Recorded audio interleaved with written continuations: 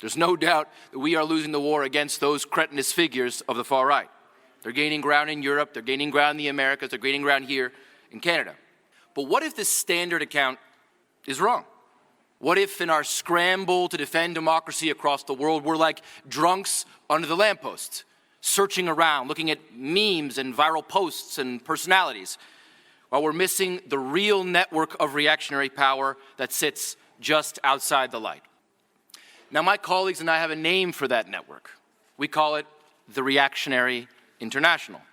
By that, we don't mean some secret cabal of conspirators smoking cigars in a dark room in a dark corner, although those rooms do exist, I can confirm.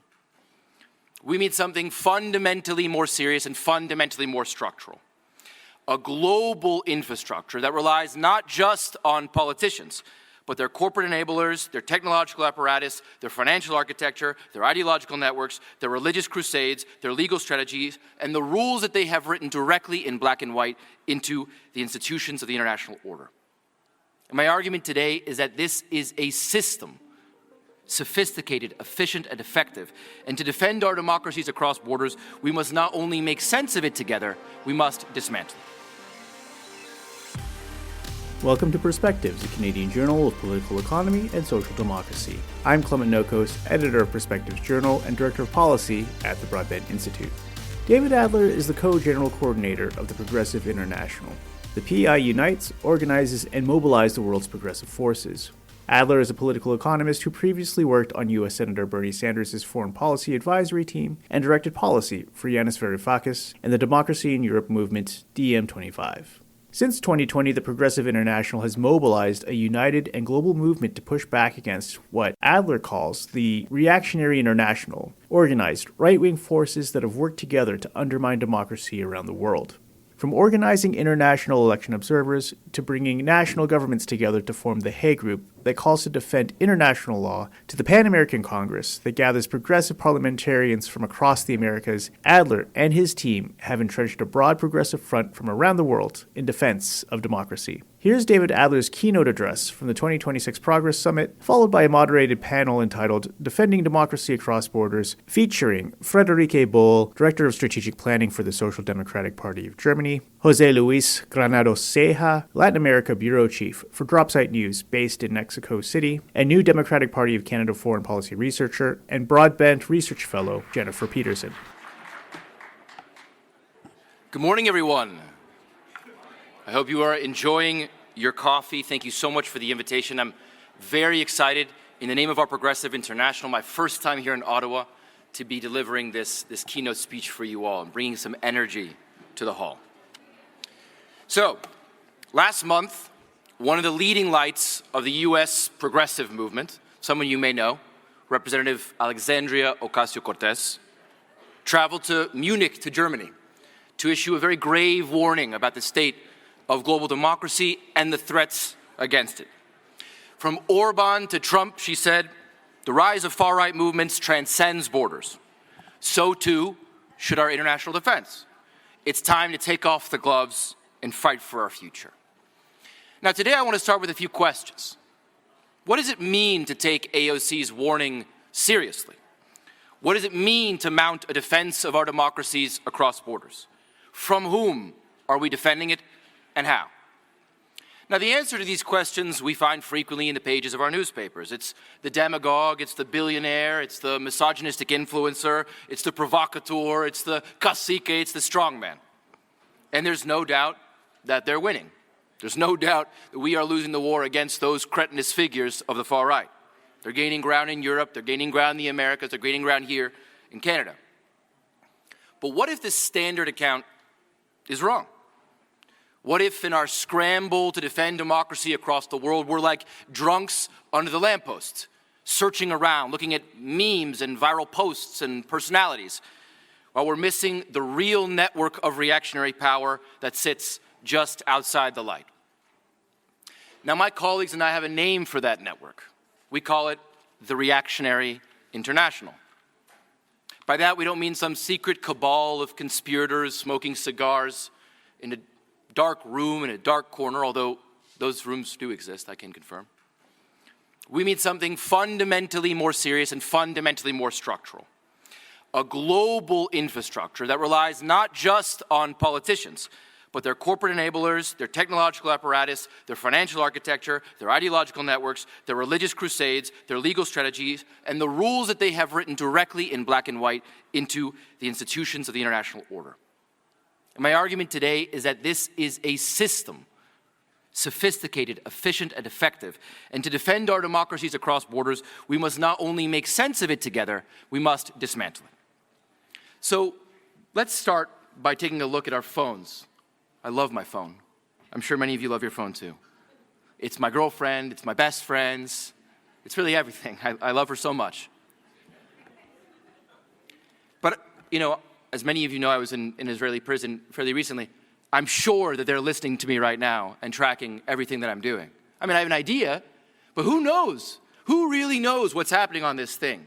What they're tracking, what they're selling? What is, I mean, this is an Apple product. And we have no idea how this little companion shapes our individual lives, let alone collectively shapes our political structure. Something as intimate as a cell phone.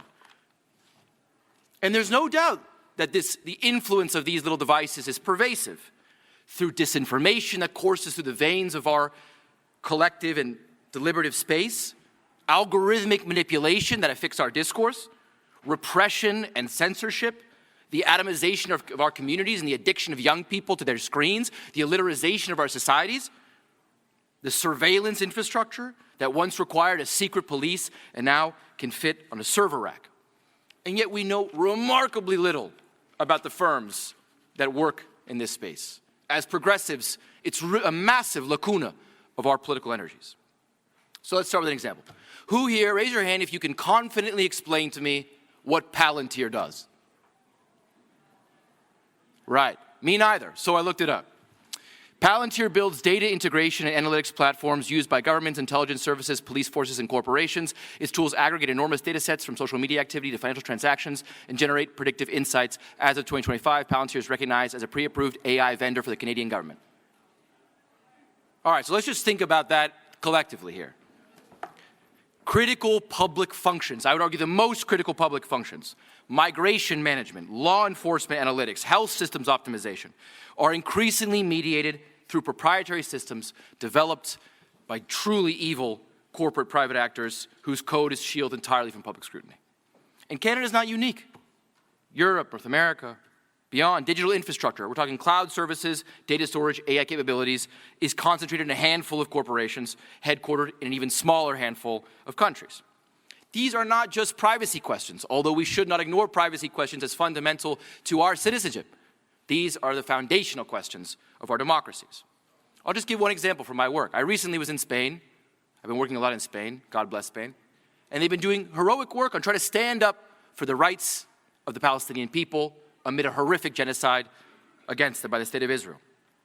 And they told me very honestly that during the highest point of geopolitical tensions in the unfolding of this genocide, this assault on Gaza, they wanted to do more. They were preparing a really ambitious diplomatic approach, cutting off their ports, taking into their courts, going after the United States and Israel. And at the last minute, they pulled back from this diplomatic offensive. At the last minute, they just couldn't jump over the line. Now, why is that? Is Madrid afraid that Washington will rain bombs on Spain? No. They're afraid that the US will weaponize this technological infrastructure against them. The digital systems powering public administration, communications, and security are so deeply entwined with US-controlled firms that the possibility of meaningful accountability to their own citizens, let alone the people of Palestine, seem genuinely to them like a fantasy. And if democracy across borders depends on the ability of our elected governments to act in public interest, then control over digital infrastructure is really just not a technical question. It is a foundational question for our democracies. Who knows this? The Reactionary International knows this well. They invest in technological ecosystems. They cultivate alliances with tech magnates, many of whom we saw at the Trump's administration. And they use platforms to shape narratives, suppress dissent, and entrench power. And my argument is that if we confine our analysis to our concern for viral posts, we're going to miss all that. We're going to miss that infrastructure. And technology is really just one dimension of this.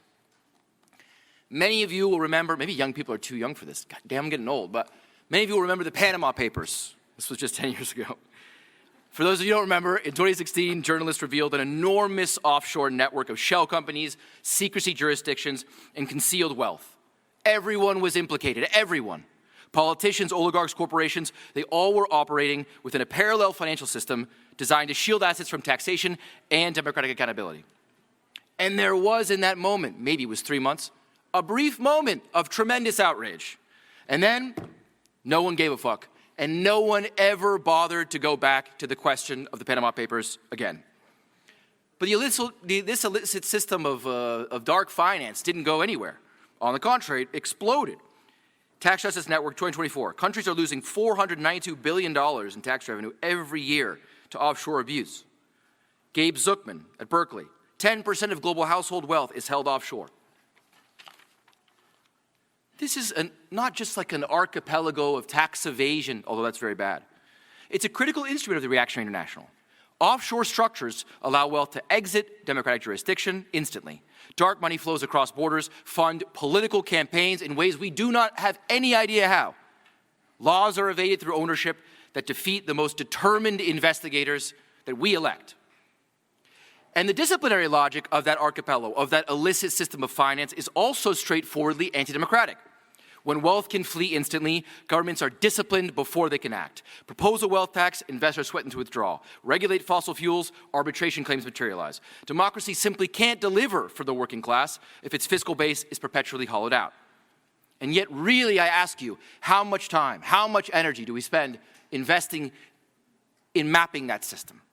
We debate deficits, spending levels, inflation, but we rarely devote commensurate energy to the hundreds of billions lost offshore each year, assets structurally beyond democratic reach. That asymmetry of attention, I would argue, is itself a political choice, and it's one that works in favor of the Reactionary International. But sure, sometimes this Reactionary International works in darkness. They work in the shadows, in this archipelago of illicit finance. Sometimes they work in the light. Sometimes their rules and reasons are written in black and white into the institutions of the international order. Let's take trade. Trade agreements lock countries, poor countries in particular, into horrifically exploitative and extractive terms and conditions. Investor-state dispute settlement mechanisms, don't want to get too technical here, ISDS, are mechanisms through which corporations can sue states for the crime of providing for their citizens. Minimum wages, environmental regulations. And by the end of 2023, governments, particularly in the Global South, had paid over $113 billion to investors through ISDS, the vast majority to fossil fuel interests, the single most litigious industry in this whole system, with about $600 million on average per case. Canada, for its part, has criticized the IS system as an abrogation of sovereignty. And yet its corporations, your corporations, continue to pursue it abroad. They continue to litigate against poor countries for raising minimum wages or phasing out fossil fuels or protecting a community from an extractive and horrifically disastrous mining project, for example. Now, this makes sense. The rules of global trade and finance were written at a particular historical moment, one that systematically privileged capital mobility over democratic autonomy, and one that privileged intellectual property over the needs of our citizens. We all remember the COVID-19 pandemic. I would go as far as to call the COVID-19 pandemic a genocide against the peoples of the Global South, in service of what? Pharmaceutical profits in the Global North. Why did we let millions of people die before we allowed for the diffusion of critical vaccine technology? Because a few pharmaceutical corporations in Germany, Switzerland, and the United States wanted to get rich. These are fundamental democratic questions. They're not just fancy talk. Consider this provocation. Javier Milei. We all know who Javier Milei is. Psychotic anarcho-capitalist in Argentina, illiterate, crazed person, right? Javier Milei would not be president of Argentina without the International Monetary Fund and the US Treasury that controls it. He simply wouldn't be. Let's recap the story quickly. In 2018, in Trump 1, the United States approved the largest loan in the history of the IMF, illegal by its own bylaws, as a way of bolstering the re-election prospects for Mr. Macri, then president, and unleashed a debt crisis that Argentina really had never even seen in its history. They created the Argentine economy, and they created severe constraints for the progressive government that came into power afterward. They couldn't legislate on behalf of workers, on behalf of communities. Inflation surged, living standards deteriorated, disillusionment deepened, and that disillusionment created fertile ground for a candidate who promised to take a chainsaw to the state. And now, in Trump 2, in the second Trump administration, he's handed out Javier Milei $20 billion for free, just to bolster his own electoral prospects in a flailing government that has failed to take care of its people. Now, the point isn't to deny political agency for our parties or our people or our political forces around the world. And as progressives, we need to be ceaselessly, ruthlessly critical of our own failings, of which there are many. But the point is that the international financial infrastructure profoundly shapes local, domestic political possibility. Or, as a German finance minister once told my old boss and friend Yanis Varoufakis, elections cannot be allowed to change economic policy. And the Reactionary International thrives in that democratic deficit. Now, the German dogma about austerity brings me to another front in this struggle, a front where we're really losing, one that's simultaneously more visible and yet more difficult to grasp, the ideological conflict. An ideology I hear not in a scary 20th century way, just the structure of public debate that determines the scope of political possibility. Media consolidation has accelerated rapidly. In the United States, roughly 55 million people have limited or no access to local news, while just 10 companies control a quarter of all US American newspapers, several of them owned by just a few private equity corporations. This is fundamental for our democracies as well. Narratives, as we know, migrate across borders. Climate denial in one place morphs into an attack on net zero policy in another. Religious conservatism travels through transnational networks that connect evangelical churches in Brazil with conservative think tanks in Washington and far-right parties in Budapest. The Reactionary International invests heavily in this architecture, in think tanks, in media outlets, in cultural institutions, in religious networks. It frames democratic redistribution as tyranny, recasts pluralism as decadence, and claims to defend national sovereignty, even as that relies on transnational capital and coordination to do so. So what does this demand of all of us? My good friend Jen Hassam asked me to come here and speak about defending democracy across borders. How do we do this? My argument to you all is that our task is twofold, and both halves are essential. The first imperative, as AOC articulated in Munich, is to make democracies work for ordinary people. That's what Jen spoke about this morning. We must simply deliver for them. Decent wages, affordable housing, stronger trade unions, accessible health care, education that empowers rather than illiteralizes, accessible transportation.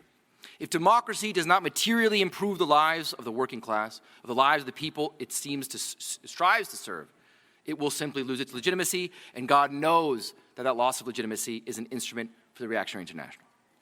But, and this is really crucial, my argument today, democracy cannot deliver under conditions of structural dependency, of subjugation, of capture, and corruption of our political systems. The infrastructure of the Reactionary International actively prevents effective delivery by our democracies, which is why our second task must be to dismantle that infrastructure and to do so internationally. That means reforming international finance so countries do not remain trapped in permanent austerity, closing the offshore system that drains billions from public revenues, rewriting trade agreements to prioritize labor, environment, and democratic policy space, democratizing technology through public infrastructure investment and genuine algorithmic transparency. I could go on, just a few of the small tasks that lie ahead of us. This is concrete institutional work, and it rests on a genuine possibility. This architecture was built by human hands, and it can be dismantled in that same way. Because we need to be honest with ourselves. We're losing this fight, while Trump and his buddies are winning it. Day by day, they set about rewriting the rules of international engagement, launching new wars and threatening new invasions across the hemisphere and around the world. So our challenge isn't just to take off the gloves and fight. It's also to be rigorous about how we do so and to hit them where it really hurts. A very common refrain over the past decades has been to think globally and to act locally. To have a conscience of what's going on in the world, but to really focus on what we're doing here at home. And my point to you today is that to deliver on defending democracy across borders, we need to do the exact opposite. We need to think locally about the disarticulation of our communities, their disempowerment, the destruction of our jobs, all the anger that's been inflamed, enacted by this system on our friends and neighbors and colleagues and comrades. Think locally and act globally, linking together with all the political forces here, those who will join me on the panel and so many more across the world. We need to be thinking globally about these local crises, but working together to dismantle the transnational network that causes them. That is how we make solidarity more than a slogan. And that's how we're going to win a better world along the way. Thank you so much.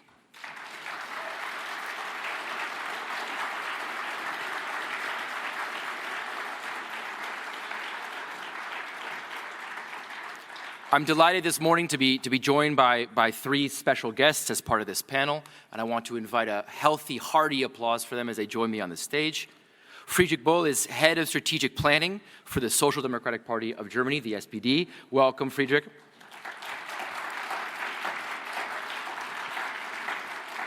José Luis Granados Ceja is a journalist based in Mexico City, where he is head of the Latin American desk for Dropsite News. José Luis, welcome to the stage.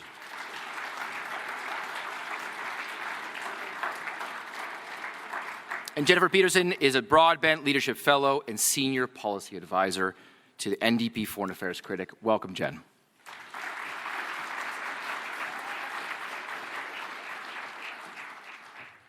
Thank you all for joining us, and thank you all again for sitting through that lengthy exegesis about the Reactionary International.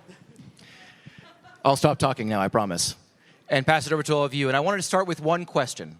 We're going to go in 3 rounds of questions: a diagnostic, a prescriptive, and then hopefully a plan of action for how we can get this done. Let's start with a diagnostic. Where do you see the crisis of democracy really coming from? How are reactionary forces in your respective contexts, but also in your respective continents, coming together and organizing to challenge our democracies, to defeat and triumph over some of the most fundamental institutions or rights that once pertained to our people? So how should we understand the kind of root causes of democratic decline?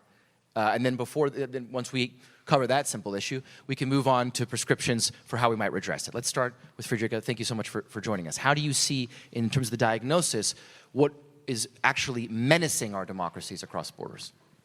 Yeah, thank you very much for having me here. And I'm speaking on behalf of the Social Democratic Party in Germany. And I think I haven't spoken to such an English-speaking and French-speaking audience before. So excuse my English, I hope that you will understand me. And yes, and thanks for the question, actually, because we have the same discussion in Germany and in whole Europe, because democracy is under pressure. And I brought some if sentence with me. Because these are like if sentences which we discuss also in Germany. This is like daily life right now in Germany. So if the train doesn't arrive on time, if inequality keeps rising while the top 3% accumulate ever more wealth, if you work for 45 years and still cannot afford a dignified retirement, if toilets fall off the walls public schools, what do you think people do? And in Germany, what they do is right now voting for right-wing parties. And we see that like we have struggling organizing daily life, and public good is not working well. And I'm talking about Germany. It's the 3rd biggest economy in the world. We was one of the countries who founded the welfare state. And the situation right now in Germany is not good. And if you ask people, they will tell you these things. The Deutsche Bahn, the German railway company is not working. All the things which are expected to work in Germany doesn't work right now. That's the impression of many, many people. And if we look now at the international level, to look not only at the daily life experience, we're also facing global disruption, which have a lot of consequences also for Germans. We talked already about the war in Ukraine. My colleague from Germany mentioned it's 2 hours flight away from us. we see actually that China also increasingly shows its authoritarian economy ambitions. I don't have to talk about the United Nations, about the United States. You know that better than we do. And we have a new war in Iran. So actually fear and insecurity are also growing. And when I look at my life, I grew up in the 80s and 90s. I would say that I grew up in a liberal era. I was actually raised by the belief in a strong European Union, where prosperity was guaranteed, equal rights for everybody was a goal where I thought when I was young that we will achieve that. And I believe in the rule of law. I believed in multilateralism. This was what I was taught in school, actually. And what we see right now is that we have dangerous forces who are attacking all these things and all these values. And they actually have a new playbook right now. So we see that the right wing actually deny election results. They flood the public sphere with disinformation. They're not interested in democratic debate anymore. And this is all working hand in hand with the concentration of economic and communicative power. So we are witnessing actually a really dangerous shift. And at the same time, what is happening over the last years in Germany is that our public investment in infrastructure, public services actually went down. And you can imagine where frustration grows, anti-democratic forces step in. And this is actually what we see right now in Germany. José Luis, we've moved from Europe to Latin America, and I'm sure we'll get into the differences between the Mexican case that I think has inspired many people here in the room, and its relationship to the broader assault on democracy across the rest of the continent. When you think about the questions, look across the many issues that Frederike has outlined, how do you see those playing out in Latin America, and what should we know about the threats to democracy as they pertain in the south of the world, as they compare perhaps with many of the country contexts in the global north that are represented in the room? Yeah, buenos dias. Good morning, everybody. I think I'll actually pick up what you were saying at the beginning, which is that I'm going to speak of the experience of Mexico. And very much, for those of you who are not familiar, Mexico lived a 70-year one-party dictatorship, and there was a sort of democratic transition that started with an alternation in power in the year 2000. But essentially, very little changed despite a change at the presidency in terms of what party was in power. Here in Mexico, we understand it to be the neoliberal period. We call it the PRIAN, the PRI and the PAN parties, both center-right, right-wing parties that essentially had a democratic mandate but didn't have any real democratic convictions. And similarly, I think before 2018, before the election of kind of an outsider, of Andrés Manuel López Obrador and his movement, the Fourth Transformation of Mexico, Morena, the political party, where you had a system that things felt just as broken, where it felt like, despite the fact that you live in a nominally democratic country, that those systems, those institutions weren't actually delivering results. And I actually come today to you wanting to deliver a very optimistic message, because I think if people think about the need to defend democracy and the importance of it as an instrument to actually materially transform people's lives, one of the greatest examples is right here in our own neighborhood, on our continent, in North America, in Mexico. And it's incredible to see how much that has actually renewed people's faith in democratic systems in Mexico.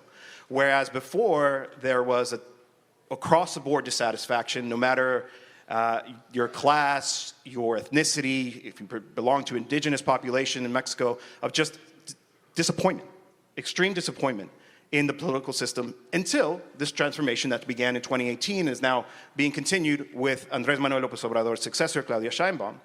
And to answer the question more specifically, what I would say is that when you look at the right in Mexico, but broadly in Latin America, they don't have democratic convictions. They are not actually willing to concede that there are popular, progressive forces with a different ideological, with a different vision of the political economy of their country.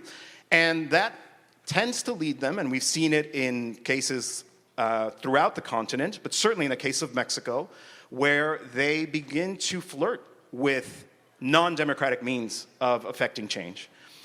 You see, I think in the case of Mexico, the coziness of certain right-wing forces with Donald Trump, with the global reactionary right, to try to see if these kinds of alliances can allow them to have some space in terms of the public discourse. Because the truth is, certainly in the case of Mexico, that when you actually do deliver, and just very quickly, I'll talk about some of the things they've done, doubling the minimum wage in real terms, strengthening the labor rights and systems for unionization, for massive social spending that isn't means tested, universal pensions for seniors, programs for disabled students, opportunities, training programs for young people, just social investments.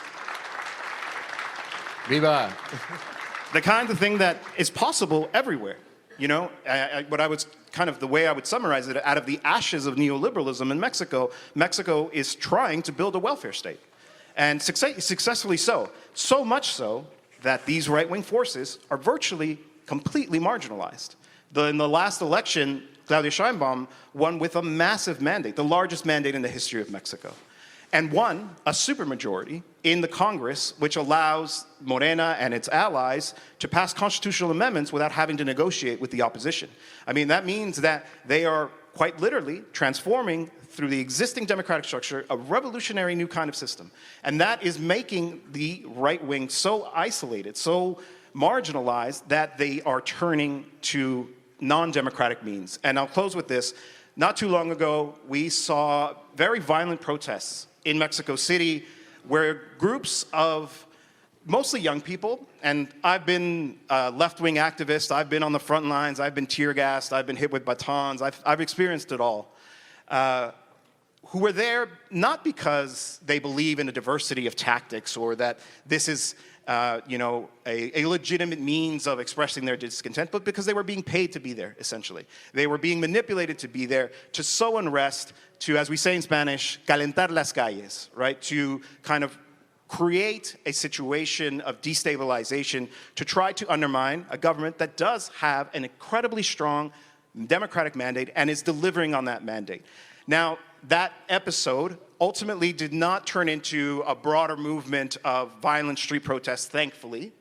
But that doesn't mean that these same forces that were behind these kinds of violent protests are going to abandon their intentions, their willingness to engage in all means of protest and political agitation, because they are still convinced that what's happening in Mexico is an aberration, that things will go back to normal, to the old system. And I don't think that's the case, but they're going to continue, and they're going to look for allies internationally, which is why it's so important that we are here together here in Canada. I've had a lot of conversations with people here at this conference about the fact that in a lot of ways the Canada-US relationship mirrors the Mexico-US relationship, and the better we understand each other, the more we're going to be able to learn from each other in terms of how to actually leverage the democratic spaces that we do have into material improvements for the working classes of our respective countries.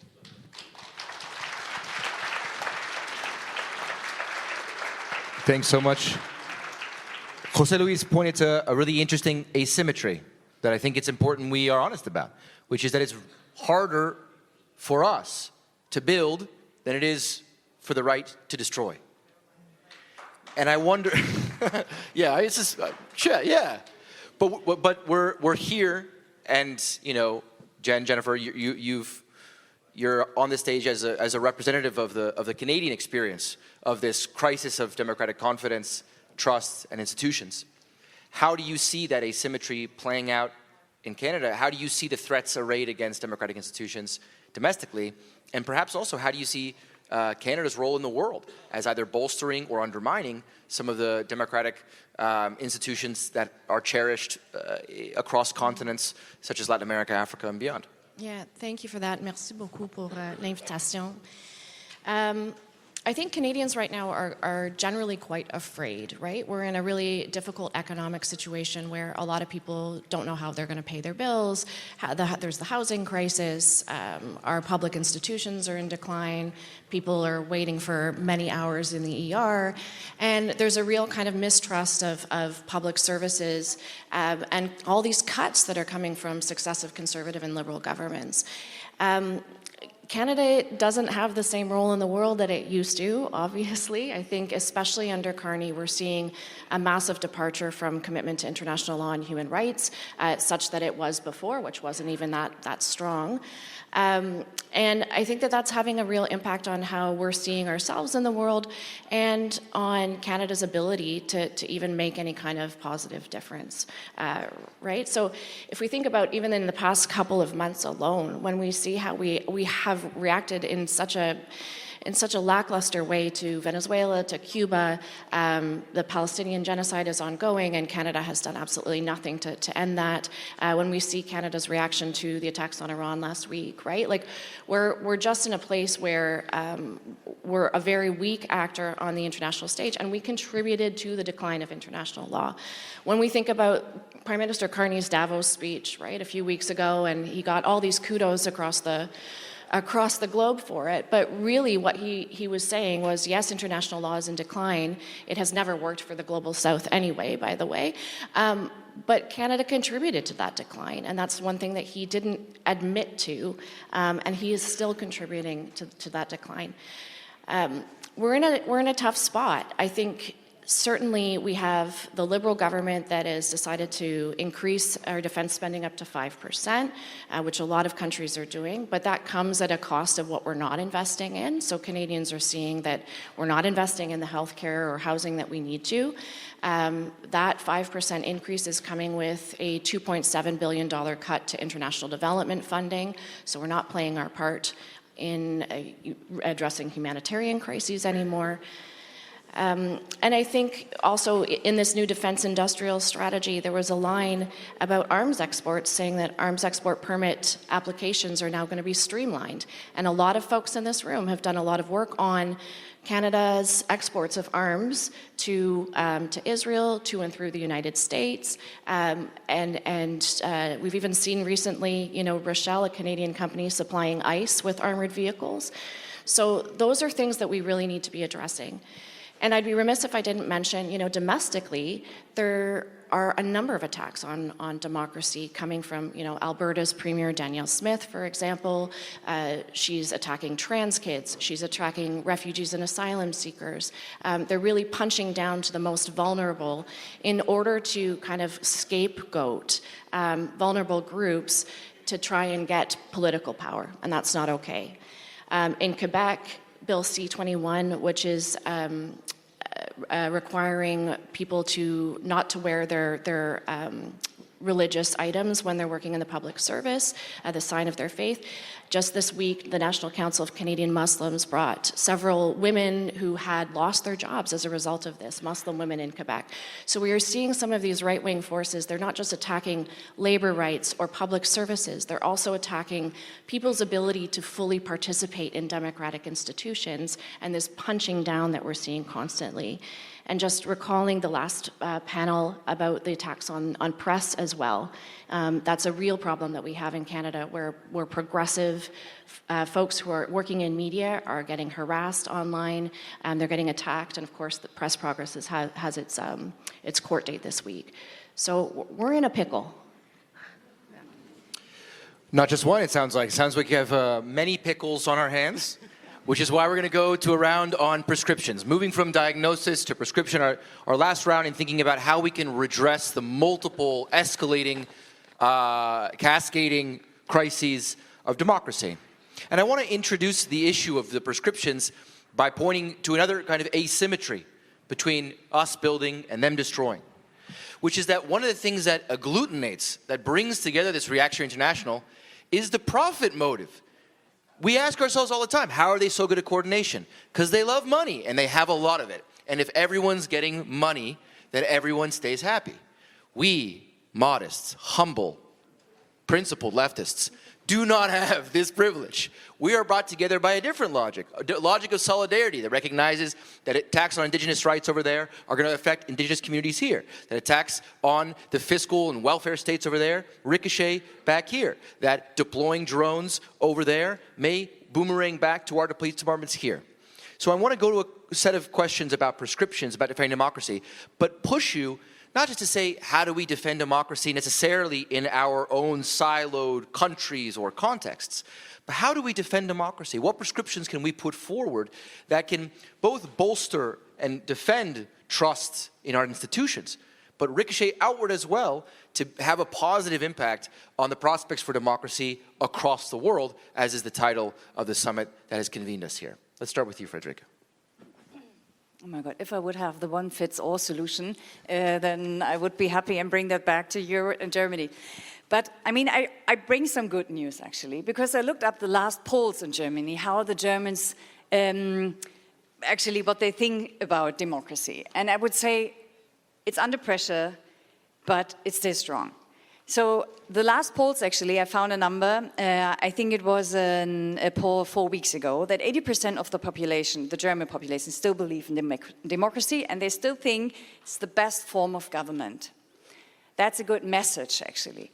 If we look, actually, then to the elements of democracy, like protection of minorities, freedom of speech, the number's not that high anymore, but still is 70 plus. So I think that's a good starting point.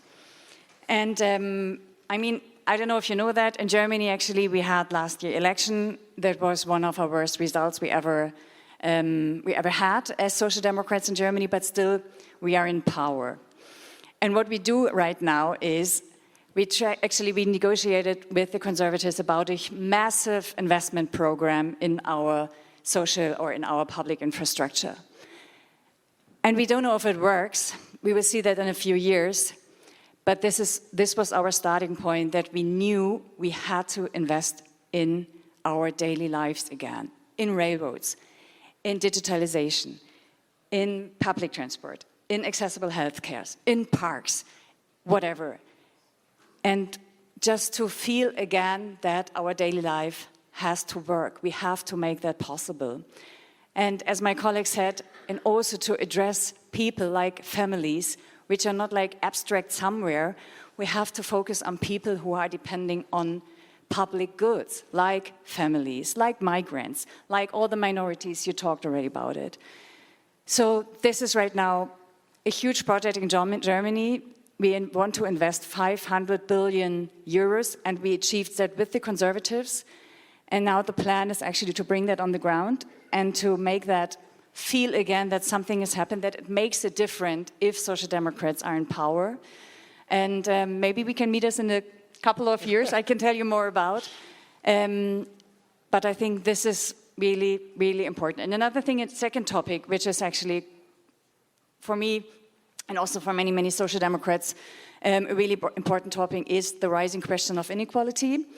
And the last weeks, we started a campaign about inheritance tax. And I know that it's a difficult topic because everybody believes that he is actually part of it and that you have also to pay taxes. But it was a really, really successful campaign, and we saw the polls also after the campaign, and there was a lot of awareness that something was wrong, and inequality is also a big problem for democracy. And I hope that the Social Democrats in power in Germany will stick to that, talking about inequality, addressing this question with concrete policies. But of course, we have a conservative partner. It's all about negotiation and to find compromises right now. So we will see. But I think these are the two things I can bring with you, talk to you about it, and we will see how it goes. Thank you so much. José Luis, how is Mexico taking on the Reactionary International? So I think in addition to what I mentioned in my first intervention, talking about actually delivering material improvements, drastic, important, noticeable improvements to people's lives, I think that part is critical. The one thing I think I would be remiss not to talk about, la batalla comunicacional, right? The communications battle. I'm in a room of very informed, very intelligent, progressive people, and I know I'm not, don't have to correct the record when it comes to you, but out there, when people think about Mexico, Morena, López Obrador, and Sheinbaum, they actually think that it's one of the autocratic regression, backsliding countries because of the communications war that in certainly the English-speaking world, in a lot of ways, is being lost, where people don't actually understand what's happening in a country like Mexico, why it's important, why Claudia Sheinbaum has 80% approval ratings, which is unheard of in any other country, basically. But what I would say to that is, for example, there has been a lot of controversy, on the opinion pages about some of the constitutional reforms. For example, the decision that we Mexicans decided to elect our judiciary. So we made the argument that if the legislative branch and the executive branch is directly elected by the population, why shouldn't the judicial branch? And so there was a massive reform, and that actually happened this year in terms of going out to actually be able and vote, last year, to go out and vote and elect the judges and critically the Supreme Court. And today, Mexico has probably the most progressive Supreme Court on the planet, led by an indigenous man named Hugo Ortiz from the state of Oaxaca, who has accompanied social movements and now is in the highest office. Just last week, they went down to Chiapas to carry through on actually a separate constitutional reform that gave stronger judicial rights to indigenous communities and Afro-descendant communities in Mexico to deliver to them self-governance. So now, indigenous peoples, through their traditional governance structures, can decide that they want to govern themselves outside of the traditional political party system. These are the things that are happening in Mexico, and a lot of people aren't familiar with it because there is that struggle to communicate what's actually happening to as many voices or many ears as possible, to be able to deliver this message to inspire people. I want people to come out of this feeling like things can really change. And I'll close with that, which is that if you look at how much the conversation in my country has changed from before 2018 to today, you'd be amazed. It's almost impossible to believe. In the sense that now we talk about the state not as a regulator, but as an active actor in the economy, building housing, building railroad lines, right? Building a new electric vehicle, that there is a different way of organizing our political economy, and that it is perfectly legitimate, and that it actually delivers things for people. And that, I think, is the key thing in terms of really destroying the argument of our opponents who want to privatize, who want to deregulate and all of the rest of that, because we went through that in Mexico. It was neoliberalism full blast, and it didn't work. And people realized it, and they made the decision through their vote to change it. Thank you so much, José Luis. And to conclude, yes, help us, Jennifer, can you help us think through this question of prescriptions and a plan of action? How can we come together to deliver on the mandate of this summit, which is defending democracy across borders from Canada to the world? Yeah, it's a great question, and I'm so inspired by all the folks who have been speaking at this conference, because I think a lot of the work that needs to be done is already being done by the people who are here and the organizations here, and we need to expand that. I think this is a two-pronged approach for us, right? One part is civil society and one part is electoral. And so for the civil society part, we can see how much different labor unions, NGOs have been contributing a lot to building some of these ideas over the past several years. Some of the great successes that we've seen, Scotiabank has divested from Elbit Systems. That's a result of people power, right? A few weeks ago, the Jim Pedersen group agreed that they weren't going to rent one of their facilities to ICE, and that's because Canadians said, we don't want this to happen, right? So we're seeing that Canadians they have hope. They're desperate for ways to act. And I think when I think about like Charlie Angus and the Resistance Tour and the kind of inspiration that we're seeing from all these kinds of folks bringing these ideas together, that's really important. And in the past couple of weeks, I've been reading a bit more about this idea of a mass party. So this is kind of bridging the gap between, right, the civil society and community aspect and the electoral. James Adair had a piece in Rabble that I recommend everybody read. There was another great piece by Bill McKibben. And I think in some of the cases other than Canada, we have these much bigger party structures and institutions where we're all getting involved in our communities in between elections. And it's not just just about who you vote for and how much you can donate within, every 4 years. It's about all of us being a lot more active every day and we have to build those institutions. And I just want to conclude by saying on the electoral front, I think what we're seeing, especially from these panelists today, is that elections matter, right? And so we need to elect more New Democrats. That needs to be our primary goal. All right, on this rousing call, let's elect more New Democrats. I can agree with that. Thank you for having me in your beautiful country. Thank you to these wonderful panelists. Thank you to you all. A fierce round of applause for Frederike, José Luis, and Jennifer as we wrap up this panel.